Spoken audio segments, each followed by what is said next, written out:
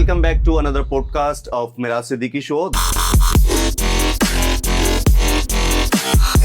दोस्तों, आज के इस पॉडकास्ट में हमारे साथ एक जबरदस्त एंड डायनेमिक पर्सनैलिटी हैं और मैं इनके बारे में अगर बताऊं तो ये बेसिकली पॉलिटिशियंस हैं और इन्होंने बहुत अच्छी पॉलिटिक्स में एजुकेशन, पॉलिटिक्स में एक नॉलेज लेने के बाद एक अच्छे प्लानिंग यानी कि रणनीति के साथ इन्होंने पॉलिटिक्स में एंट्री ली और एक एक्सपीरियंस के साथ में इन्होंने बड़े बड़े दिग्गज नेताओं के साथ काम किया, उनको उनके इलेक्शन जीतने में बहुत हेल्प की और साथ साथ जब इन्होंने अपनी राजनीति और रणनीति को एक साथ रखा तो बड़े बड़े दिग्गज नेताओं को जो इनके अपोजिशंस थे उनको घुटनों पे लाके रख दिया। तो दोस्तों, ऐसी डायनामिक पर्सनैलिटी जिन्होंने अपनी राजनीति और रणनीति के साथ मिलकर बड़ा जबरदस्त काम किया है, तो ऐसी पर्सनैलिटी से आज आपको इंट्रोड्यूस कराने वाले हैं। तो हमारे साथ हैं शान साहब। शान साहब, कैसे हैं आप?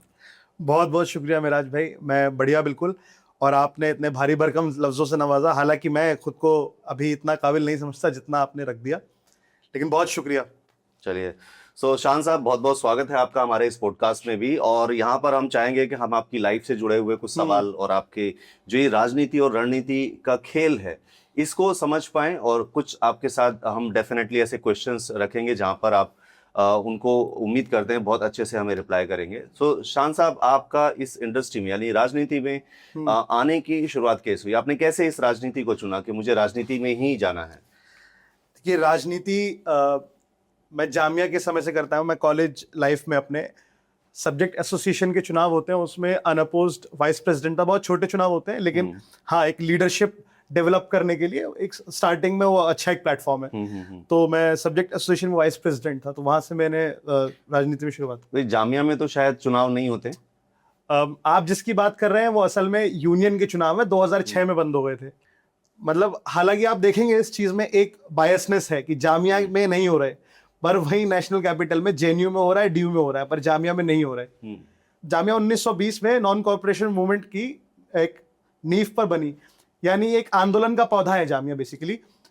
और आज वहां पर चुनाव नहीं होते, जहां पे उसी दिल्ली की राजधानी में जेएनयू है, डीयू है, वहां पे चुनाव हो रहे हैं, वहां पे गुंडागर्दी भी है। अच्छा। वहां पे पैसा भी चल रहा है। आप जितना राजनीति में अराजकता जितना देख सकते हैं उतना वहां अराजकता है। वहां पे आपस में जातिवाद भी वहां पे चल रहा है, वहां पे चुनावों के अंदर लड़ाइयां भी चल रही हैं, वहां चुनावों में महंगी महंगी गाड़ियां, पर्चे और मसल पावर, मनी पावर सब चल रहा है, लेकिन वहां पर चुनाव हो रहा है। लेकिन जामिया में जहां से आजाद आवाजें उठती रही हैं, जिस वजह से जामिया जाना जाता है, वहां पे चुनाव नहीं है। और हिपोक्रेसी देखिए आप, एनआरएफ रैंकिंग में, एनआईआरएफ रैंकिंग जो सरकार की ही है, उसमें जामिया पिछले 3 साल से टॉप 4 टॉप 5 में है। अच्छा, तो आरएसएस की विचारधारा से आप क्या रिलेट करते हैं? आरएसएस तो इस हिसाब से फिर बहुत बड़ी विचारधारा हो गई। पहले तो मैं आरएसएस से हटके एक बात कहूंगा कि एक संस्था जो कि लॉ से ऊपर होती है मगर सिस्टम में घुसी होती है और जो है बहुत पावरफुल होती है, उसको माफिया कहते हैं। अच्छा, हाँ। अब ये तो हो गई एक बात, ऐसी छोटा सा मैंने बताया था। खैर, अब आरएसएस की बात करते हैं। आपने आरएसएस की बात की। आरएसएस 1925 में बनी। 1947 तक उन्होंने भारत के किसी भी आजादी के आंदोलन में कोई कैंपेन उन लोगों ने नहीं किया। बीजेपी तो यहाँ कहती है कि जो आरएसएस संस्था है, जो उनकी मात्र संस्था है, उसने आजादी में बहुत बढ़ चढ़ के हिस्सा लिया। कई बारी प्रधानमंत्री। अरे लिया क्या हिस्सा, कि क्या हिस्सा लिया, कुछ बताएं तो। बताने को कुछ नहीं है इनके पास। लेकिन ये चीज एक बड़े लेवल पे क्लेम करना भी तो एक बहुत बड़ी चीज है। इस चीज को फिर जो अपोजिशंस हैं या जैसे कांग्रेस पार्टी है, वो इस चीज को स्ट्रांगली क्लेम क्यों नहीं करती या उसको क्रॉस क्यों नहीं करती? उनके डॉक्यूमेंट्स में नहीं है। और यहाँ तक किस आधार पे इस चीज को क्लेम करते हैं कि उन्होंने आजादी की लड़ाई में बहुत सारे जो है वो सपोर्ट किए हैं, बहुत सारी हेल्प की है? बहुत असल में क्या है, उन लोगों ने जो है अपने लोग बिठा दिए हैं। अब उनके लोग जो है ब्यूरोक्रेसी से लेकर एकेडमिया में और बड़े बड़े कॉर्पोरेट्स में हर जगह पे उनके लोग बैठ गए। ठीक है, उन्होंने वो अपना सिस्टम का मिसयूज करके उन लोगों ने लोग बिठा दिए।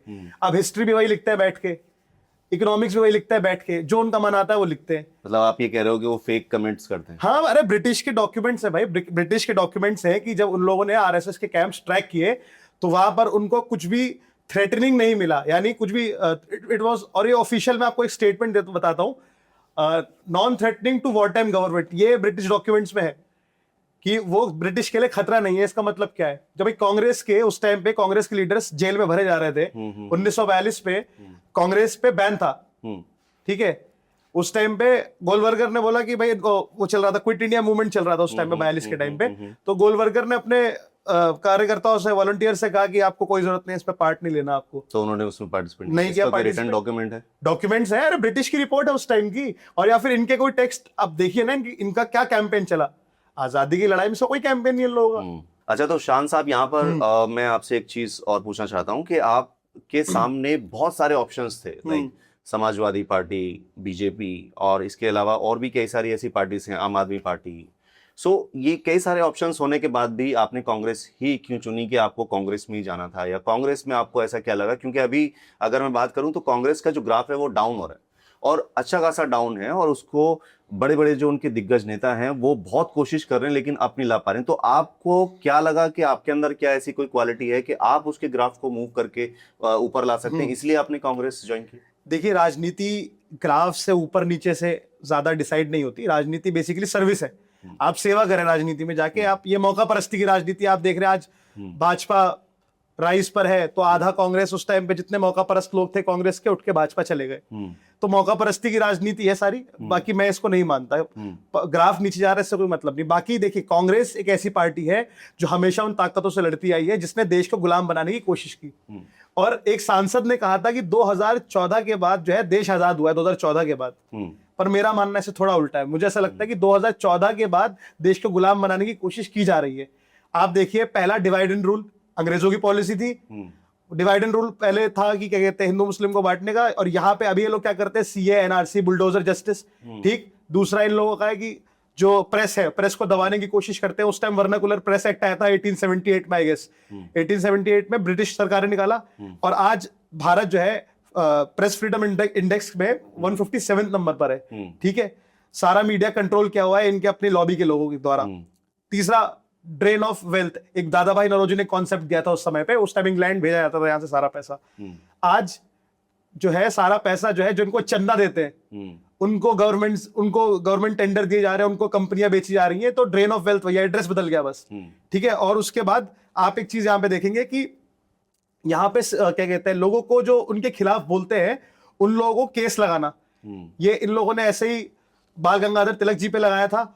उनको केसरिया में मेरे ख्याल से उनका आर्टिकल था, आर्टिकल आया था, उसके चक्कर पे उनको डाल दिया था जेल में। और गांधी जी के भी जो है 6 साल की सजा हुई थी। मेरे ख्याल से यंग इंडिया करके उनका था, यंग इंडिया में आर्टिकल्स, हाँ आर्टिकल्स लिखते थे यंग इंडिया में, तो उनपे उनको सजा हो गई थी, 6 साल की कर दी थी। इसी तरीके से 2014 के बाद आप डाटा निकाल के देखिए, 2014 के बाद 13,000 लोगों पे सिडिशन केस है, 13,000।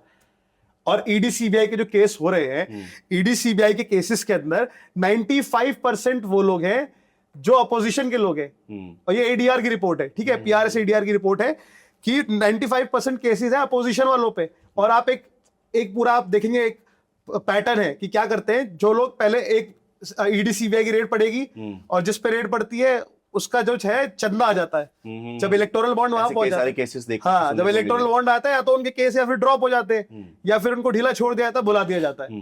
तो बेसिकली एक्सट्रॉशन का तरीका जो है अब निकल गया है। तो कांग्रेस हमेशा ऐसी ताकतों से लड़ती आई है, कांग्रेस आज भी उन ताकतों से लड़ रही है।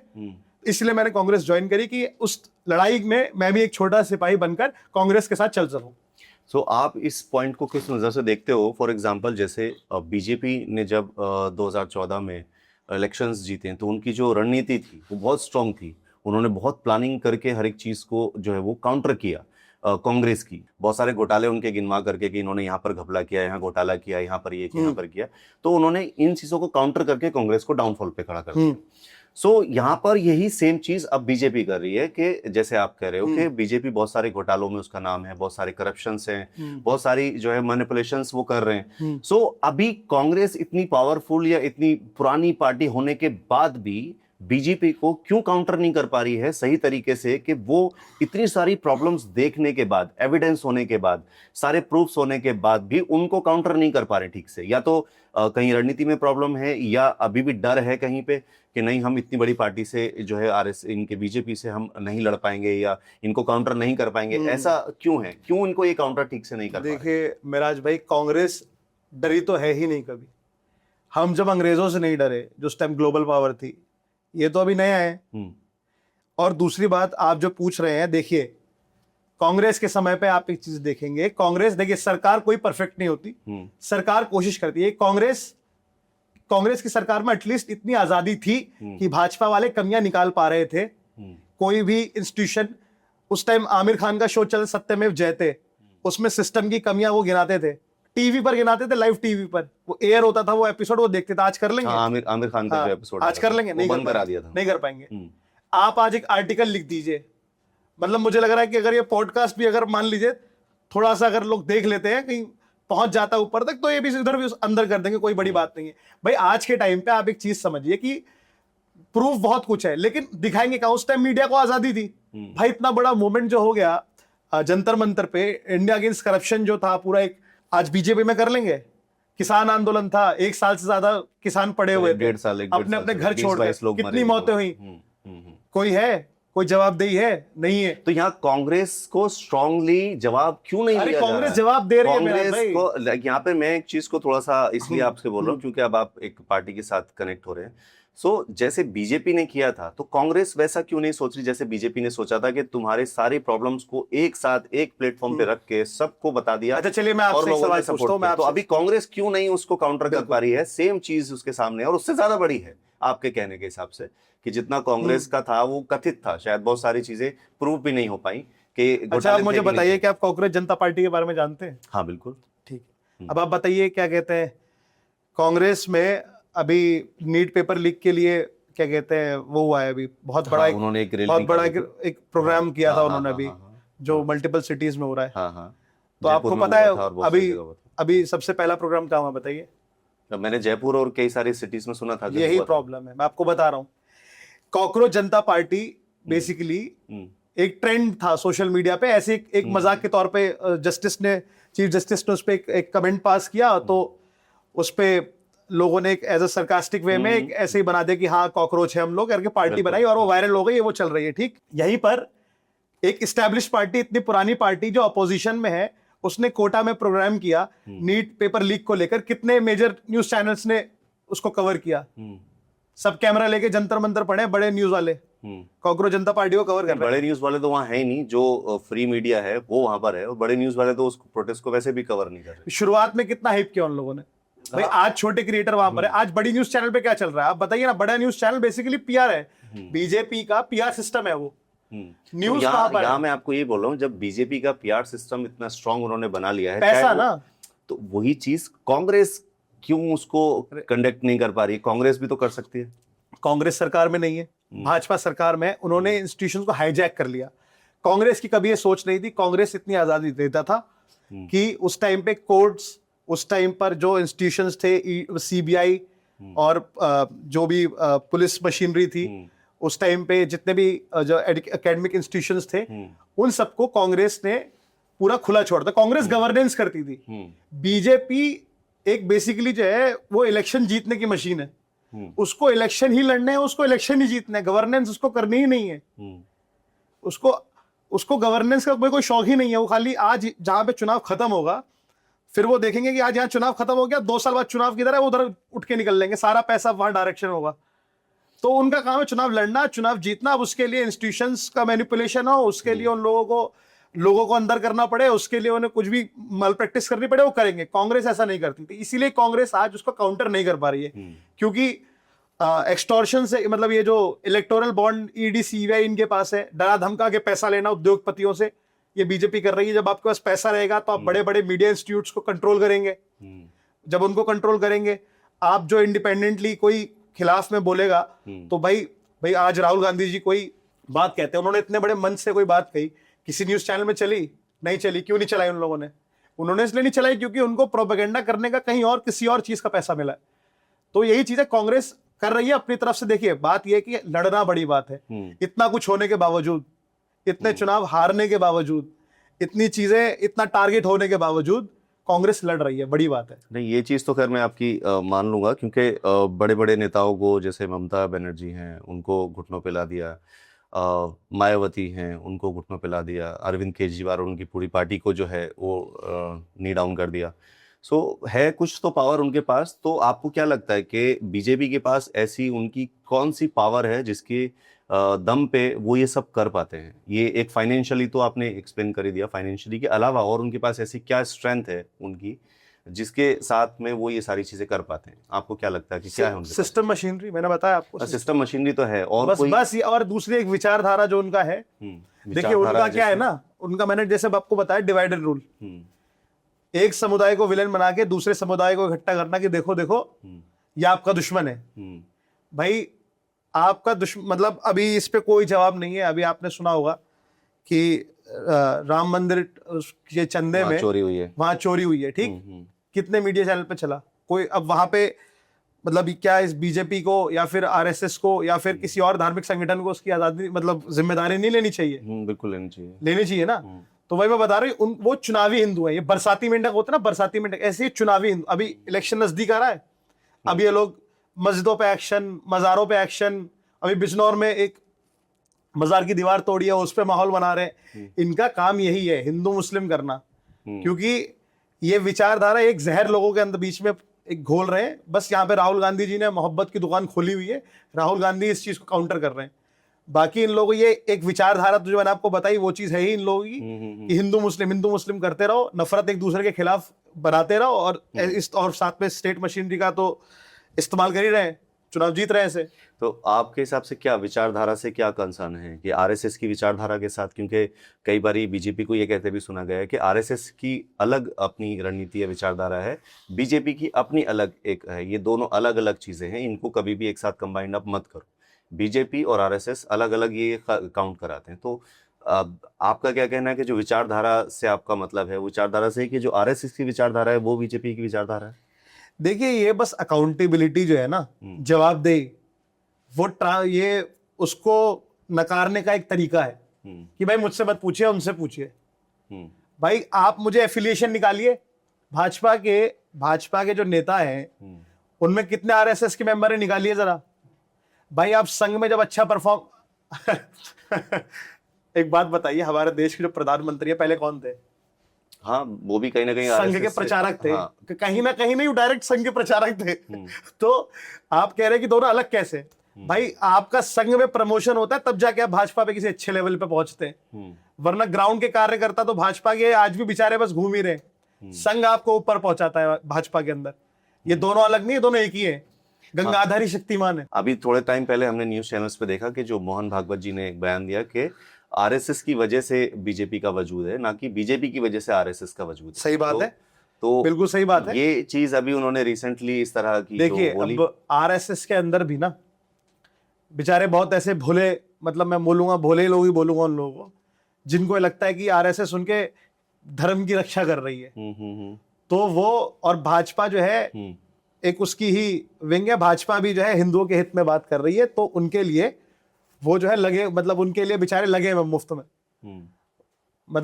मतलब ऐसे अपना घर बार छोड़ रखा है धर्म बचाने की। जब एक विचारधारा होती है तो वो उसके लिए कुछ भी कर सकता है। लाइक अगर मैं आरएसएस के बारे में कहूँ तो आरएसएस ठीक है, एक विचारधारा है, तो जो उससे जो लोग जुड़े हुए हैं तो वो उनकी तरह सोचेंगे, उन्हीं की तरह चलेंगे, उससे वो विपरीत तो सोच ही नहीं सकते ना। वो आपके कहने से नहीं चलेंगे, वो किसी के कहने से नहीं चलेंगे, वो कांग्रेस की नहीं सुनेंगे। उन्हें जो उनकी विचारधारा है, जो उनके फंडामेंटल्स हैं, वो उन्हीं को फॉलो करेंगे। वो आपकी बात क्यों सुनेंगे? देखिए वही मैं कह रहा हूँ ना, आपको हमारी बात सुननी ही पड़ेगी। भाई आपको जो आज हिंदू मुस्लिम कर रहा है, जब आप उससे, भाई आपने बच्चे तो पढ़ाओगे ना, बच्चे पढ़ाने कहाँ भेजोगे? स्कूल भेजोगे। घर में बीमार पड़ेगा कहाँ ले जाओगे? अस्पताल ले जाओगे। बच्चों को नौकरी कराओगे, खुद नौकरी करोगे ना, कहाँ जाओगे? किसी कंपनी में, सरकारी नौकरी या फिर किसी प्राइवेट कंपनी में जाओगे ना। भाई घर में बैठे बैठे अगर आपको अपने ड्राइंग रूम में टीवी देखते हुए खाली हिंदू मुस्लिम करना बहुत अच्छी बात है, मगर आपको अगर समाज में जीना है, आप टैक्स इतना भर रहे हैं, आपको सरकार जवाबदेही चाहिए, तो आपको इस चीज से निकलना पड़ेगा। हिंदू मुस्लिम से बाहर निकलकर आपको देखना पड़ेगा आपके पास का स्कूल, आपके पास का हॉस्पिटल, आपके पास की सड़क, इस पे कितना काम हुआ है, सरकार कितना काम कर रही है। अगर वो काम नहीं कर रही है बेसिकली, तो कोई फर्क, वो आपको बेवकूफ बना रही है। भाई मैं अगर मान लीजिए मैं आज कहता हूं कि मैं मुसलमानों का बहुत बड़ा रहनुमा हूं,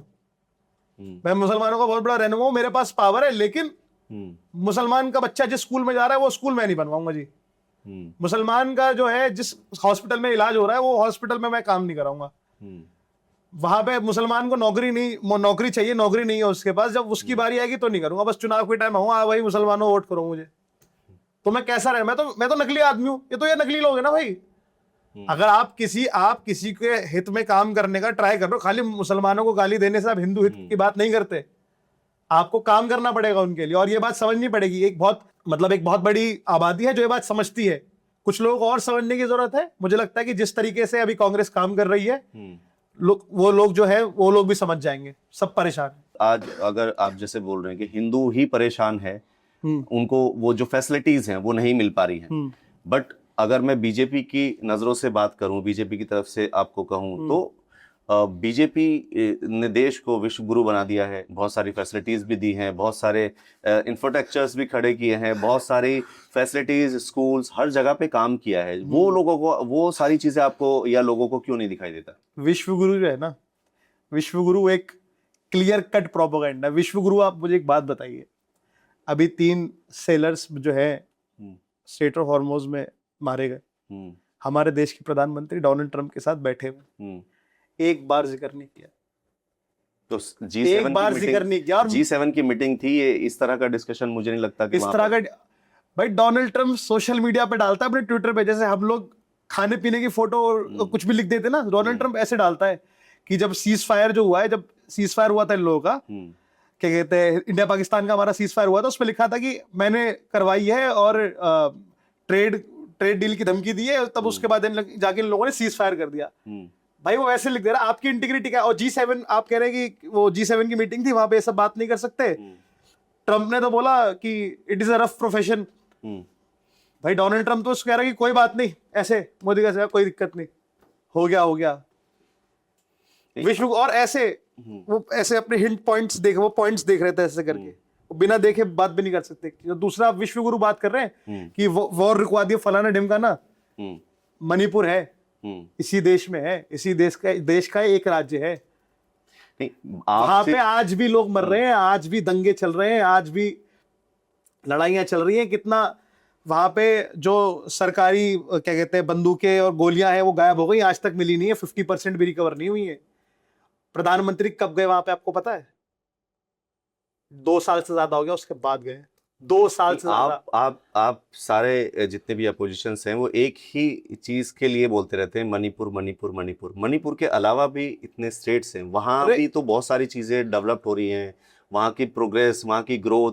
गवर्नमेंट ने, बीजेपी ने बहुत सारा कलेक्शन करके वहां पे लाइक जो डोनेशंस कंपनी से लिए हैं या दिए हैं, उन सारी को इस्तेमाल करके कितने सारे स्टेट्स को डेवलप भी तो किया है। वो चीज क्यों नहीं आप जो है वो डेवलपमेंट मैं बताता हूँ। अभी हम दिल्ली बैठे हैं ना, कितनी झुग्गी तोड़ी आप जानते हैं डेवलपमेंट के नाम पे? तो वो भी एक डेवलपमेंट का ही प्लान है ना। अरे जो लोगों का विनाश करके जो डेवलपमेंट हो रहा है, फिर उसको डेवलपमेंट, अरे आप पहले रिहेबिलिटेशन, मतलब आप कहीं और तो बसाएंगे उन्हें। मेराज भाई आपका घर तोड़ दूं आपको, भाई मैं सरकार हूं, पहले आपको रहने की दूसरी जगह दूंगा ना मैं, तब जाके घर तोड़ूंगा। या पहले मैं आपको धमकी दूंगा, घर गिर रहे हैं बाहर आओ अपना सामान लेकर, सड़क पे लाके फिर घर तोड़ दूंगा, कहां जाएगा आदमी? डेवलपमेंट का मतलब उद्योगपतियों से पैसा लेके उनके लिए बड़ी बिल्डिंगें खड़ी करना नहीं है। डेवलपमेंट कहां दिख रहा है? डेवलपमेंट आपको सिर्फ प्राइवेट सेक्टर में जितना है, क्योंकि क्या करते हैं लोग, सरकारी पैसे से प्राइवेट चीजें मतलब सरकारी चीजों से चीजें बनवाते हैं सरकारी पैसे से। एयरपोर्ट था, पता नहीं कितने करोड़ लग गए उसको, फिर वो अडानी को उसके आधे रेट पे बेच दिया। ये लोग सरकारी पैसा जो है वो लगाते हैं, एकदम अच्छा बना देते हैं, बिल्कुल खराब मतलब खंडर जगह को या फिर खाली जगह को बहुत बढ़िया बनाते हैं सरकारी पैसे से, फिर उसके आधे रेट पर बेच दिया जाता है किसी उद्योगपति को, और सारा पैसा अंडर द टेबल चल रहा है। नहीं, सारा पैसा बीजेपी रख रही है, आप ये बोल रहे हो। बीजेपी के पास तो अपना डोनेशंस बहुत अच्छे आते हैं, उस डोनेशंस को इस्तेमाल करती है, टैक्स के पैसे से पैसे की भूख नहीं मिटती। पैसा तो जितना आ जाए कम है।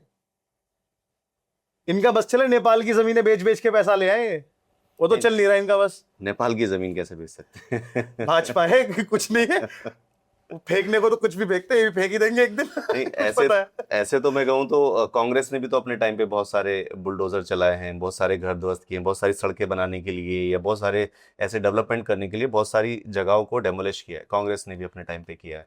कांग्रेस और यहाँ पर अभी वही चीज बीजेपी कर रही है। जैसे कि आपने देखा कि मास्टर प्लान जो आया है दिल्ली का, उस मास्टर प्लान के अकॉर्डिंग जहाँ पर रोड को चौड़ा करना है वहाँ चौड़ा होगा, जहाँ पर जिसकी जितनी रिक्वायरमेंट है उसके अकॉर्डिंग ही काम हो रहा है।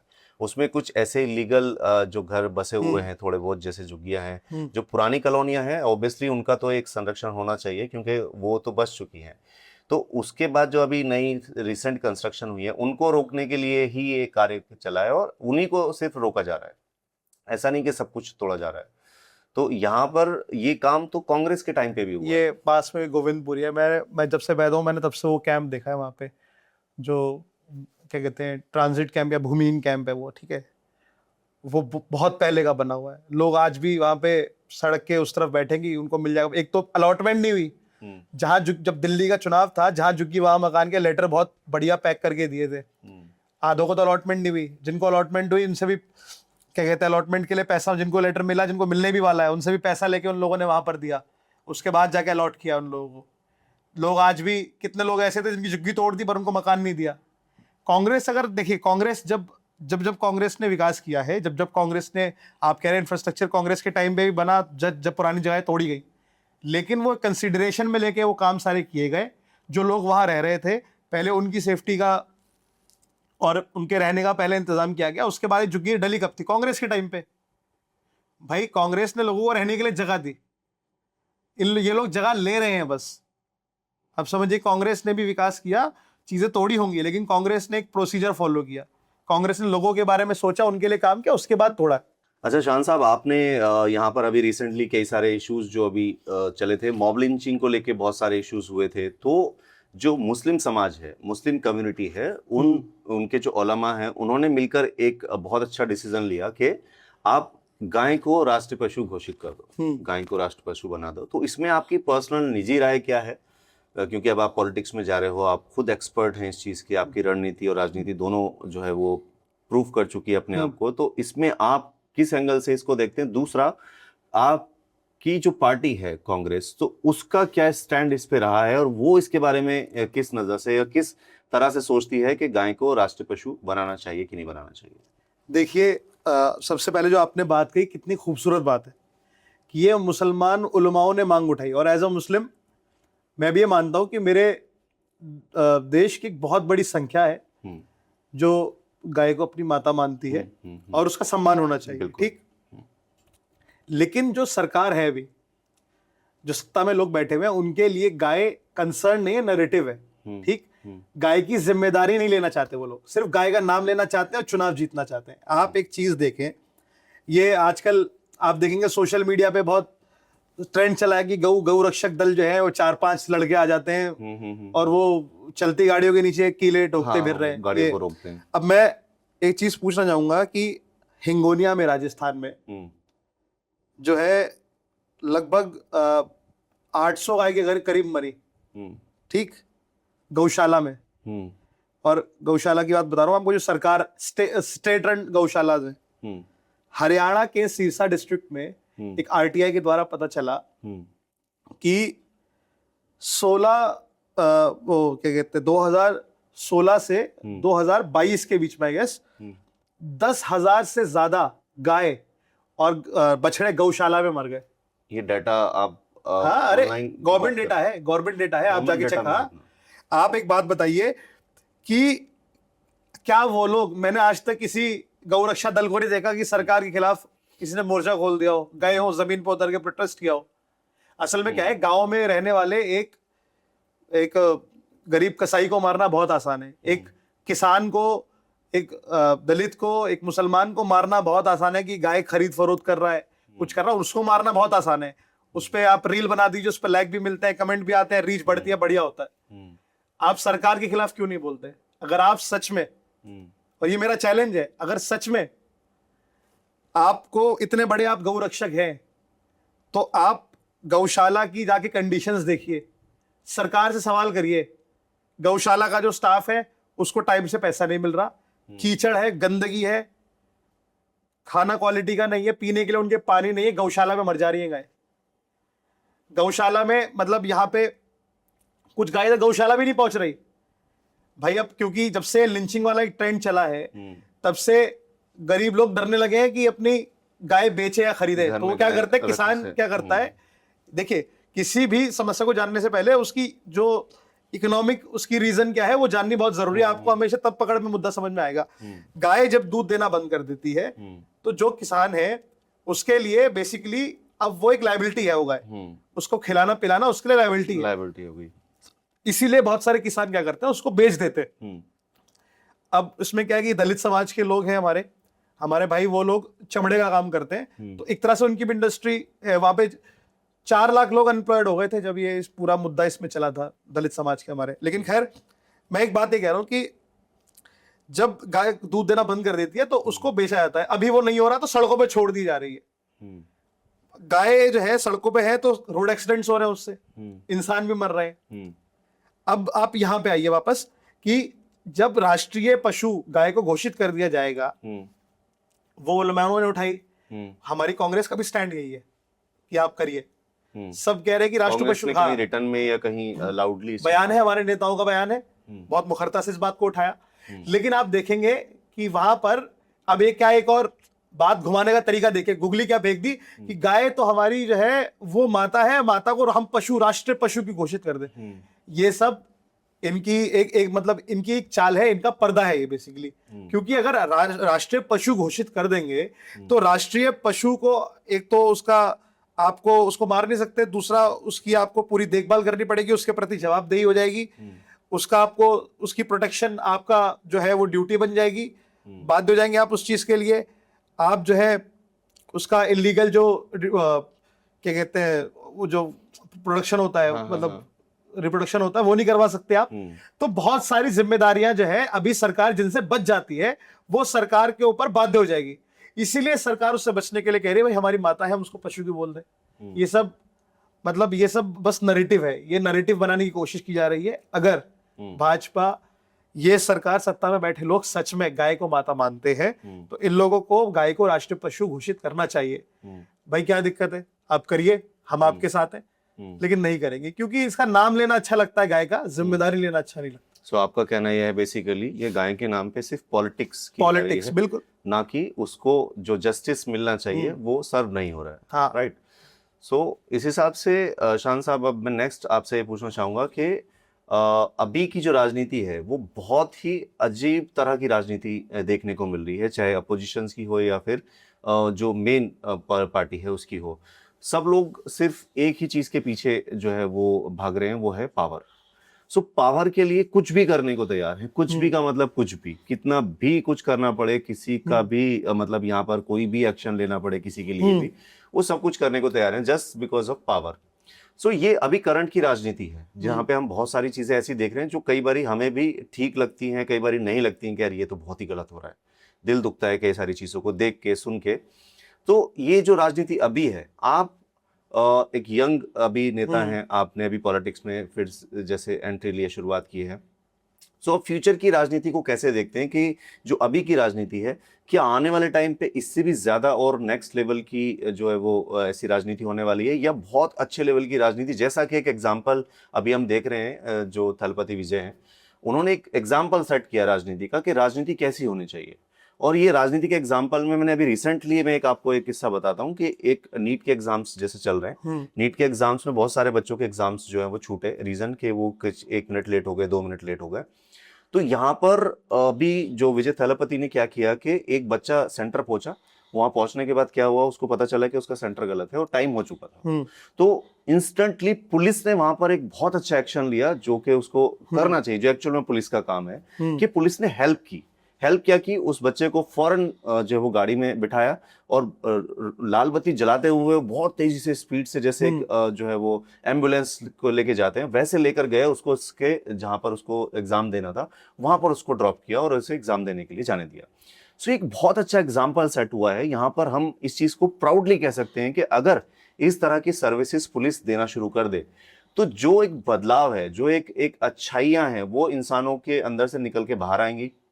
और जो आज के टाइम पे एक डर है कि पुलिस वालों से लोग डरते हैं, तो वो डर खत्म होगा। हमें ऐसा महसूस होना चाहिए कि ये जो पुलिस की वर्दी में एक इंसान खड़ा है, ये हमारी हेल्प के लिए है, मुझे कुछ भी प्रॉब्लम है तो मैं इसको बोलूंगा, मुझे सॉल्यूशन मिलेगा। तो वो जो अभी करंट राजनीति का टाइम चल रहा है, तो क्या फ्यूचर में हम ये विजय थलपति वाली राजनीति देख पाएंगे, या जो हमारी यहाँ की अभी राजनीति जो चल रही है बाकी अदर स्टेट्स में, कि मणिपुर में कुछ प्रॉब्लम चल रही है, वहां नहीं जा रहे हैं, बिहार की अलग तरह की राजनीति चल रही है वहां पर, यूपी की एक अलग तरह की राजनीति चल रही है कि वहां पर अलग लेवल एक राजनीति का क्रिएटेड है। तो ये जो करंट राजनीति हम देख रहे हैं, क्या ये आगे और अपग्रेड होने वाली है, या कुछ अच्छी राजनीति जो विजय थलापति ने एक एग्जांपल सेट किए हैं वैसी राजनीति हमें आगे फ्यूचर में देखने को मिलने वाली है? तो फ्यूचर की राजनीति के बारे में आपका क्या ख्याल है? देखिए, आपके सवाल को मैं 3 हिस्सों में तोड़ता हूँ, बारी बारी सबका जवाब दूंगा। एक, आपने कहा कि क्या राजनीति अच्छी होगी या फिर और ज्यादा कॉम्प्लेक्स होती चली जाएगी, और ज्यादा इसमें जो है मिसयूज ऑफ द पावर होना स्टार्ट होगा। राइट। देखिए, हर चीज डिपेंड करती है कि पीपल हु आर गवर्निंग, जो लोग सत्ता की कुर्सियों पर बैठे हैं, अगर उनकी नीयत अच्छी है तो अच्छे तरीके से काम होंगे, अच्छी पॉलिसीज बनाई जाएंगी, अच्छे फैसले लिए जाएंगे, लोगों के हक में फैसले लिए जाएंगे। अगर वहीं पर उसी कुर्सी पे बुरे लोग बैठे होंगे तो लोगों के लिए बुरा किया जाएगा। वो अपने ही बारे में सोचेंगे, अपने दोस्तों के बारे में सोचेंगे जो बड़े बड़े उद्योगपति हैं, बाकी आम जनता के बारे में नहीं सोचेंगे। ठीक, एक चीज ये रही। दूसरी, आपने बोला कि अभी आपने रिसेंट कोई इंसिडेंट बताया कि एग्जाम सेंटर के बाहर थोड़ा लेट हो गए तो पुलिस ने जाके छोड़ दिया, वरना एग्जाम सेंटर के थोड़ा 1-2 मिनट अगर एक्स्ट्रा होता है एग्जाम सेंटर में एंट्री नहीं मिलती। हाँ, एंट्री नहीं होती। अब इस पे मेरा सवाल ये है, एग्जाम का पेपर लीक हुआ, नीट का पेपर लीक हुआ, धर्मेंद्र प्रधान ने रिजाइन किया? अकाउंटेबिलिटी नहीं ले रहे। अकाउंटेबिलिटी, वो बयान नहीं देना चाहते इस बात के ऊपर। ये जो सरकार है, हाँ, जो अभी सत्ता में बैठे लोगों ने मुंह में दही जमा दी, चुप बैठे हैं बिल्कुल। और अभी रीनीट के टाइम पर अभी बहुत जगह पे घटना हुई है कि 1-2 मिनट से बच्चे लेट हुए तो उनको बाहर रोक दिया। तो सारा डिसिप्लिन के बस बच्चों के लिए है क्या? आपसे इतनी बड़ी गलती हुई, जब गलती क्या हुई, आपने बेसिकली वो सिस्टमैटिक तरीके से आपने वो चीज करी। जिस सिस्टम के आप ऑनर हो, वो सिस्टम में गलती हो रही है तो आपकी गलती। हाँ, आपकी गलती। अकाउंटेबिलिटी आपने ली नहीं, आपके ऊपर, आपके प्रति कोई जिम्मेदारी नहीं है, आपने बयान तक नहीं दिया। और वहीं अगर कोई बच्चा 1-2 मिनट लेट हो जा रहा है तो उसको सेंटर के बाहर खड़ा कर दे रहे हैं, उसकी एंट्री नहीं है। वहां पे आप पूरा डिसिप्लिन दिखाएंगे। एक चीज ये। तीसरी चीज जो आपने बोली, देखिए, विजय थलापति ठीक है, अभी के हिसाब से मुझे लगता है कि युवा चेहरा है, पहले पॉलिटिक्स में नहीं थे। युवा चेहरा भी है, उनकी राजनीति करने का जो एक स्टाइल है, जो एक तरीका है, वो लोगों को बड़ा पसंद आ रहा है। लेकिन मैं एक चीज कहूंगा, टू अर्ली टू जज। अभी नए आए हैं सिस्टम में और अभी उन्होंने गवर्न करना स्टार्ट किया। उम्मीद है कि इसी तरह वो अच्छा काम करते रहे और एक नया एग्जाम्पल सेट करें। बाकी मैं अभी कुछ इस पे कमेंट नहीं करूंगा, क्योंकि बहुत राजनीति में जितना आप डीप जाते जाएंगे तब आपको पता चलता रहता है कि असल में सिस्टम क्या है ना। बाकी उसके अलावा मुझे ऐसा लगता है कि आने वाली जो राजनीति है, फ्यूचर की राजनीति है, उसमें मुझे लगता है युवाओं को आगे आना चाहिए, महिलाओं को आगे आना चाहिए, जो अलग अलग क्लास, अलग अलग कास्ट है, उनकी रिप्रेजेंटेशन पॉलिटिक्स में होनी चाहिए। जब वो लोग आएंगे, अपने मुद्दे उठाएंगे, तभी उन मुद्दों पे काम होगा। ठीक। और मैं अभी एक डेटा पढ़ रहा था कि तो जो लोग हैं 18 साल से लेके 35 साल तक के जो लोग हैं, तो एज अ वोटर वो around 16% of the total population है। अच्छा। मगर पार्लियामेंट में उनका रिप्रेजेंटेशन जो है 2% से भी कम है। अच्छा। 2% से भी कम है उनका रिप्रेजेंटेशन। क्योंकि राजनीति में देखिए, राजनीति एक बहुत राजनीति मैंने बताया कि सेवा करना है, तो सेवा आप कर सकते हैं, लेकिन जब आप इलेक्टोरल पॉलिटिक्स की तरफ जाएंगे तो उसमें अगर आपके पास कोई पॉलिटिकल बैकिंग नहीं है, आपका परिवार पहले से राजनीतिक नहीं है, आप बहुत ही पैसों से मजबूत परिवार से अगर नहीं आते हैं, उन चीजों में आपको बहुत समय लगता है ऊपर आने के लिए। आप देखेंगे जितने भी खासकर मुझे लगता है कि महिलाओं का जो ये वाला एक स्पेस है, politics as a space for women, सबसे ज्यादा मतलब आंकड़ा सबसे जो चौंकाने वाला है वहां पर है कि 50% ऑफ द फीमेल पॉलिटिशियंस आज जो है वो किसी ना किसी डायनेस्टिक पॉलिटिकल डायनेस्टी से आती है। मतलब कोई ना कोई उनका बैकग्राउंड परिवार कोई ना कोई पॉलिटिक्स में था, इसलिए वो आज पॉलिटिक्स में है। तो फ्रेश यंग कोई ऐसे पॉलिटिक्स में नहीं, बहुत मुश्किल होता है। देखिए, महिलाओं के लिए बहुत मुश्किल होता है राजनीति में जगह बनाना, क्योंकि सिर्फ राजनीति नहीं, एक तो इन जनरल भी हमारा समाज जो है वो पुरुष प्रधान समाज है, तो उसमें महिलाओं को अपनी जगह बनाना जगह एक तो बनाना वैसे थोड़ा भी difficult बहुत, होता है। हाँ, बहुत मुश्किल है उनके लिए। हम्म, तो पॉलिटिक्स, और क्योंकि पूरी पब्लिक स्पेस है, पॉलिटिक्स में एक पॉलिटिशियन एक पब्लिक फिगर होता है, और पब्लिक फिगर मतलब आपकी लाइफ पब्लिक है, 24/7 आप जनता के बीच रहते हैं। हम्म, तो बहुत ज्यादा रिप्रेजेंटेशन में गैप है। हम्म, मैंने बताया आपको, कास्ट, क्लास, जेंडर, ये सब जब तक ये पूरी रिप्रेजेंटेशन अपनी नहीं ले लेते, तब तक राजनीति में मुझे लगता है कि खाली जो लोग हैं वो बदलते रहेंगे, पर सिस्टम वैसा ही रहेगा। हम्म। आपको अगर किसी से कंपेयर करके अपने आप को दिखाना चाहे कि मैं ऐसा होना चाहता हूँ, लाइक मैं राहुल गांधी जैसा होना चाहता हूँ, मैं अखिलेश जैसा बनना चाहता हूँ, या नरेंद्र मोदी जैसा बनना चाहता हूँ, सो लाइक आप एज ए पॉलिटिशियन आप शुरू कर रहे हैं, तो अब आप अपने आप को किस फ्रेम में देखना चाहते हैं? देखिए, आपने बहुत बड़े बड़े नेताओं का नाम लिया। मैं किसी जैसा बनना, बिल्कुल उनके उनके कद के बराबर मैं जरूर जाना चाहूंगा, बट बनना मैं ही चाहूंगा। Good. मैं राजनीति में आने से पहले भी एक एज अ पर्सनैलिटी मैं था। मतलब अब क्योंकि आपको इतना समय हो गया, तो एक पर्सनैलिटी मेरी अपनी है। वो जो लोग मुझे जानते हैं वो जानते हैं मैं किस तरह का व्यक्ति हूँ, तो मैं उसी अपनी पर्सनालिटी को, उसी चीज को आगे लेके जाता हूँ। कुछ किसी और को बनने की कोशिश करने में मैं अपने आप को कभी कॉम्प्रोमाइज नहीं करूंगा। मैं जैसा हूँ वैसा ही रहूंगा। लेकिन हाँ, एक राजनीति है, एक स्पेस है, एक डोमेन है, तो इसमें जो कद आपने जिन नेताओं का नाम लिया, बिल्कुल मैं चाहूंगा कि मैं उस पायदान तक पहुंचूं।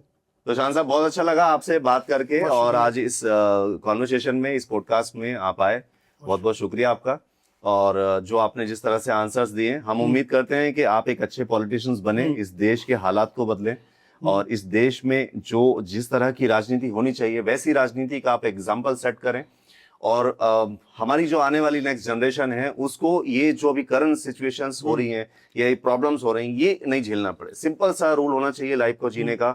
आप जिस कंट्री में रहते हैं वहां आपके जो बेसिक रिक्वायरमेंट है वो आपकी पूरी होनी चाहिए गवर्नमेंट की तरफ से, लाइक आपका एजुकेशन, आपका फूडिंग सिस्टम, आपका जो एजुकेशन के साथ में आपकी हेल्थ केयर, ये जो बेसिक रिक्वायरमेंट है ये बिना पूछे, बिना सोचे, बिना समझे वहां के नागरिक को मिलनी चाहिए, जो जिस देश का नागरिक है। जैसे हम इंडिया में हैं, तो इंडिया में जो मिनिमम बेसिक रिक्वायरमेंट्स हैं वो बहुत अच्छे लेवल पे पूरी होनी चाहिए। लाइक 1% भी उसमें कमी नहीं रहनी चाहिए, कि अगर ये चीजें होंगी तो देश के अंदर जो बदलाव आएगा वो बहुत बड़ा आएगा। क्योंकि इसके एग्जांपल्स हमारे साथ में बहुत सारे हैं।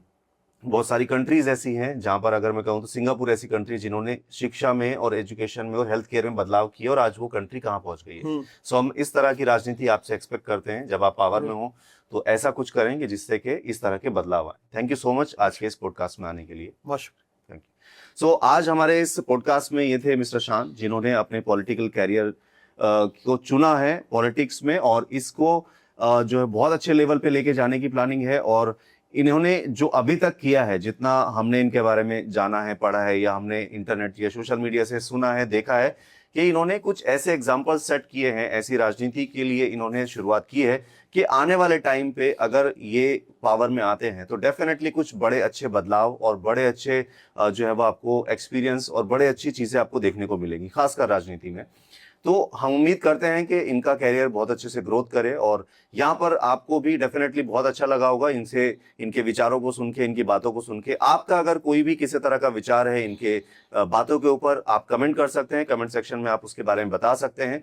और यहाँ पर आप लोग इस तरह से हमें कनेक्ट कर रहे हैं, उसके लिए बहुत बहुत शुक्रिया। थैंक यू सो मच, आपने यहाँ पर हमें इतना प्यार दिया, इस पॉडकास्ट को इतना प्यार दिया, और इसी तरह हम आपके लिए नए नए जो पर्सनैलिटीज हैं उनको लेके आते रहेंगे। आप बस इसी तरह से हमें आपका प्यार देते रहिए। Thank you so much, take care, bye.